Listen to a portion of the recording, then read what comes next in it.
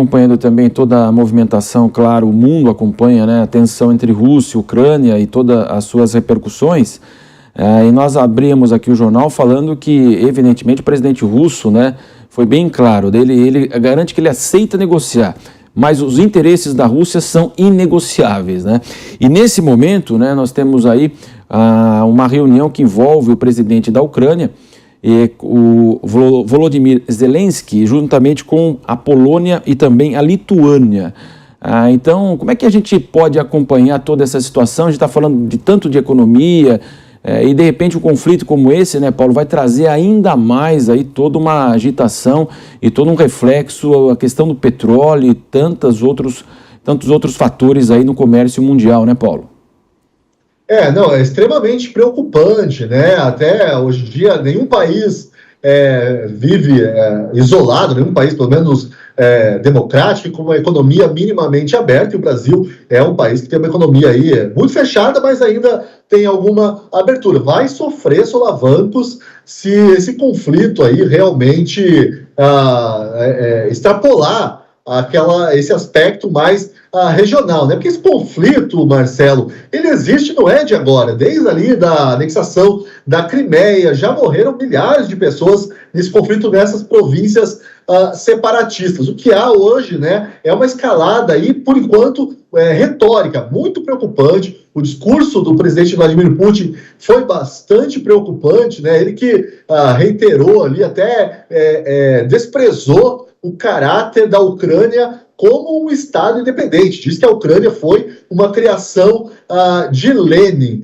Isso é bastante preocupante, mas eu ainda vejo com otimismo, não vejo nenhum interesse dos países europeus em entrarem num conflito, né, nesse momento. A gente sabe que existem esses aspectos econômicos que a gente não pode ignorar. Então, por mais que essa questão territorial, até étnica, até uma questão idiomática, né, ali é muito confuso o que é a Ucrânia, o que é a Rússia nesse ponto de vista identitário, né, nacionalista. Então, acho que não é interessante para a Europa um conflito agora. O que chama a atenção, para mim, é a escalada retórica também do presidente dos Estados Unidos, né, Joe Biden.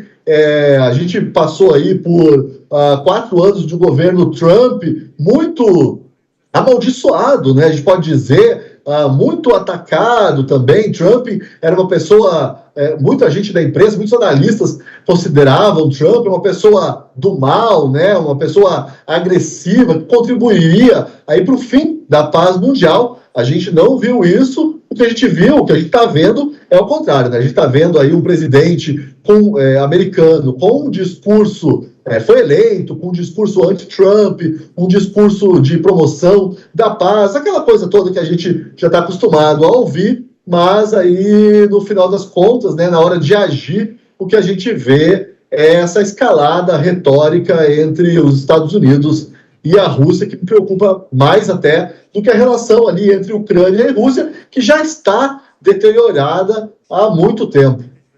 Exatamente, sabemos, né, Paulo, também de toda a questão dos jogos de interesse aí nessas relações internacionais. Emmanuel Macron, há uma eleição no país, na França, esse ano. Ele busca aí, claro, garantir também a sua popularidade.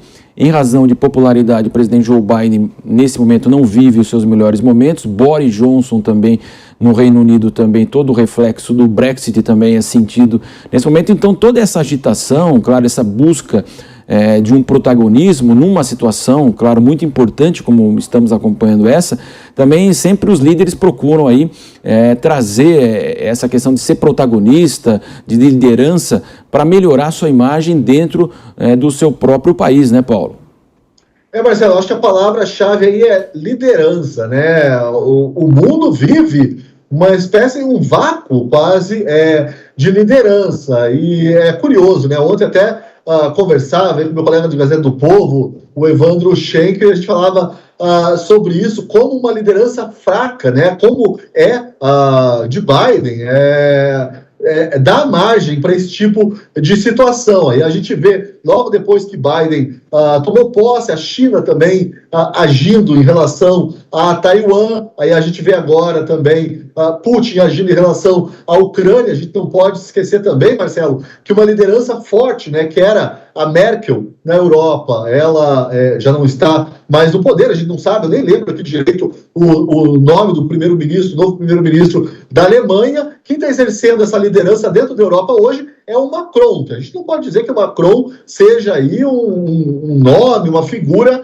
que transborde, né, essa sensação de liderança. Então é um momento delicado aí nas relações internacionais. Tem muitos atores tentando mostrar realmente força. Eu acho que esse é o momento para a gente fazer uma análise, até chamei isso de análise psicogeopolítica, né? Porque existem também elementos aí psíquicos envolvidos nisso, nessa relação aí de força entre esses líderes mundiais neste momento. Jornal da Manhã, segunda edição, você nos acompanha pelo rádio, nossas afiliadas espalhadas em todo o Brasil e também com imagens na internet, no nosso canal no YouTube e na Panflix, que é o aplicativo da Jovem Pan. Você baixa no seu smartphone e tem toda a programação ao vivo, os programas que mais gosta. E quem está nos acompanhando com imagens, observa que estamos dividindo a tela aí agora, justamente com o presidente da Ucrânia, Volodymyr Zelensky, ele que se reuniu então com os países da Polônia, os líderes também da Lituânia, e está falando nesse momento, e nós estamos acompanhando com as imagens aí, dividindo a tela com você e comigo aí, o Volodymyr Zelensky. Paulo, falando a respeito do Putin, né, ele disse o seguinte, nessa quarta-feira, né, que ele está disposto a negociar uma solução diplomática para essa crise aí com o Ocidente, desde que respeitados os interesses e segurança de seu país. E para ele isso é inegociável. Ou seja, né, Paulo, ele força essa situação, as tropas posicionadas, evidentemente, claro que é uma pressão para que haja um recuo, e fica essa expectativa se a OTAN vai recuar em relação à entrada ou não da Ucrânia. Agora a gente fica também discutindo toda essa questão tão importante, por que justamente a Ucrânia entrar na OTAN nesse momento, né, Paulo?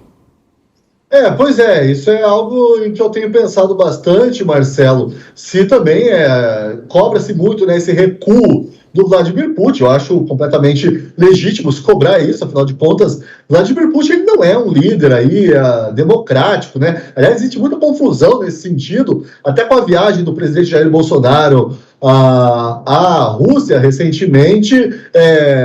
Parte da direita criou essa imagem de um Putin conservador, também democrata, à direita, né, defensor de valores ocidentais, o que é um tanto quanto absurdo. Mas fica aí essa questão, porque também o presidente norte-americano não sofre nenhum tipo de pressão para abandonar aí essa ideia de expandir a OTAN, né, até ali próximo à fronteira com a Rússia, né? Negociações diplomáticas pressupõem esse tipo de recuo, né, dos dois lados também. Então é uma questão importante para a Rússia, para o Putin. O Putin ele tem um discurso de rejeição ao Ocidente, ele não é um líder ocidental, ele não é um líder conservador, ele não é um defensor dos valores ocidentais. A Rússia ela é um país muito complexo nesse sentido,